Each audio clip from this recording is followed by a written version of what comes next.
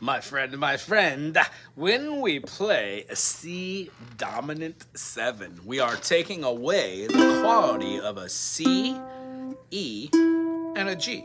The ukulele itself already has a C major built into the 3 open strings. When we play the strings all open, we have a C, E, G, and an A. Well, music theory would say 1, 3, and 5, C, E, and G, major.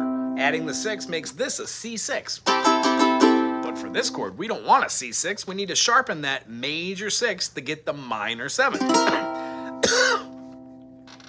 Excuse me, a little verklempt. In the key of C major, the major 7th is the B. So when you play a C, E, and a G, you get a B major 7. Nice, open, airy, nice and beautiful, just like any major 7. But what we're not doing today is we're not playing the pretty major 7th. We're using the B flat, the minor 7th, not the major, minor 7th, so we can form something called a C7 or a C dominant 7. It's just the one you don't call a major 7th because that would be the happier, lighter, jazzier one. So for C7, you are going to diminish your other octaves, C, C, do, re, mi, fa, sol, la, ti, do, do, do, do, ha. Flatten it 2 half steps or a major 2nd. That way, a whole step down gives you an E diminished or a C7. This chord is wonderful to go into F or the 4 chord of C. C7, when we play this in other ways, we can also bar up the 3rd fret and play our secondary finger on the C string at the 4th, giving us the E over the top of the 7th, 5th, 3rd. Groovy, eh?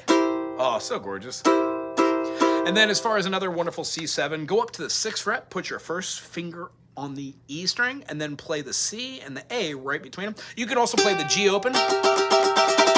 Remember, this works for the C, but if you go to like C flat and do it, it doesn't quite, I mean, it feels good with that chord, but it does not form a C flat 7. And actually with that tone in there, what is that, a G over the C flat 7? That actually makes it a diminished, so, augmented, bully with that. So when we're doing this, we can play our C7 here, but remember, if you're going to play this anywhere else, you're gonna wanna put a pinky out or play this in a secondary fingering and put a pinky down here. So it's not giving you a different chord. When you move it up, then it becomes mobile, right? So here's our C7, the C7, the C7, and do try these everywhere, but remember that that's where that finger should go if you're playing this as a bar chord. And you can always subscribe to be.